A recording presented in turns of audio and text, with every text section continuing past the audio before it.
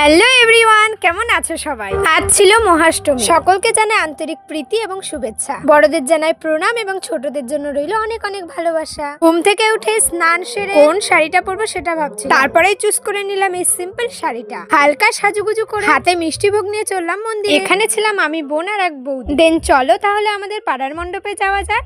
এই চলে এলাম। এই আমাদের পাড়ার প্যান্ডেল আর মায়ের প্রতিমা। খুবই সাধারণ আর খুব সুন্দর। মায়ের মুখখানা দেখেই যেন এতক্ষণের সব খিদে উড়ে গেল। যেহেতু আজ অষ্টমী ছিল, তাই অঞ্জলি দেবার জন্য আমরা সকাল থেকেই উপোস করেছিলাম। মায়ের মুখ দেখতে দেখতে আমরা অপেক্ষায় ছিলাম কখন আমাদের পালা আসবে অঞ্জলি দেওয়ার। অবশেষে অপেক্ষার অবসান ঘটিয়ে অঞ্জলিটা দিয়েই ফেললাম। অঞ্জলি শেষে চোখ খুলে দেখলাম এই প্রসাদগুলো। এটার ভিতরে ইঁদুরগুলো যেন বেশি করে ডান মারছিল।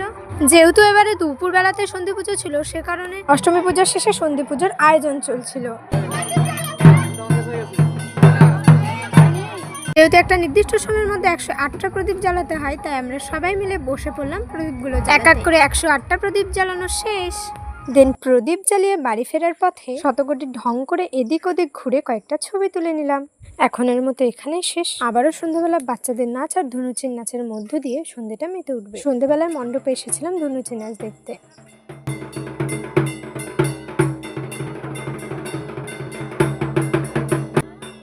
ঢাকের তালে তালে সবাই ধনুচির হাতে খুব সুন্দর নাচছিল।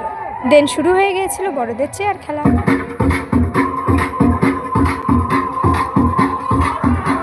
এতজনের মধ্যে আউট হতে হতে পড়ে আছে মাত্র 2 জন। সবশেষে আবারও ধনুচি নাচ দেখে বাড়ি ফিরলাম। টাটা।